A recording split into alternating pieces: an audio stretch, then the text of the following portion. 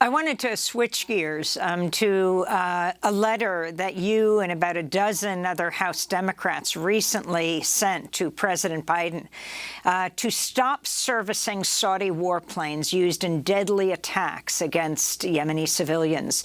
You cited the recent airstrikes on a migrant detention center in Yemen, which killed over 70 people.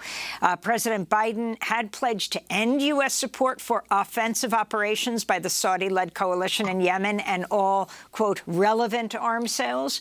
But it then approved the sale of $650 million in air-to-air missiles to Saudi Arabia, among other sales. You have been a champion of the Yemeni people in Congress. Can you talk about that move and what needs to be done now, how the U.S. is central to this ongoing attack on the Yemeni people, creating what the United Nations has called the greatest humanitarian catastrophe in the world? Amy, frankly, I've been disappointed in the administration on Yemen. I was hopeful in the beginning when the president came out. He said, we're going to have a new policy. We're not going to continue the refueling on offensive strikes. But the reality is that the strikes have continued. The blockade has continued. The Saudis refuse to realize that they've lost the war. And we have leverage that we're not using. We could ground the Saudi Air Force to a halt tomorrow if we stopped supplying them with tires and parts. Instead, we continue to authorize arms sales to the Saudis.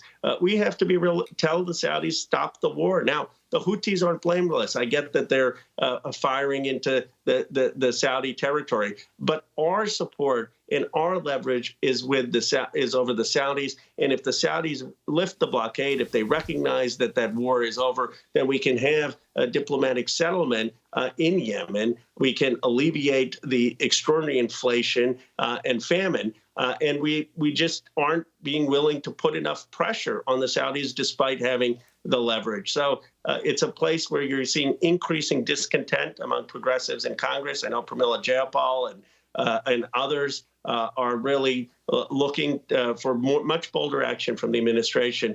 And if I could say one sentence, because I heard your earlier report, the excellent reporting on Afghanistan. That is also a concern where Senator Warren and I have, with others, with Chris Murphy, have written to the administration about more transparency on civilian casualties. We're waiting for a full accounting, but certainly I think the reporter from CNN, Nick, was absolutely correct that people are owed the full truth and a full investigation.